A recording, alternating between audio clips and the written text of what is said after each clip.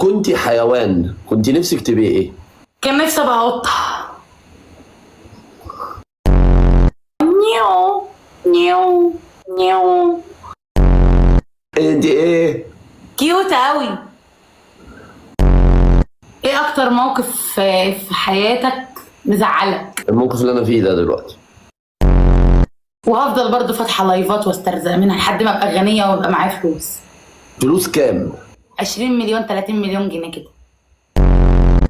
يعني اشغل اغنيه واعمل لهم حركات زي اللي كنت بعملها كده لما انت حكمت عليا بيه. ما انا هحكمك الحكم ده دلوقتي. الله، ده جميل قوي الحكم ده. ايه اكتر لحظة رومانسية عدت عليكي في حياتك؟ يعني ايه اكتر لحظه رومانسيه بقى؟ مش فاهم. ها؟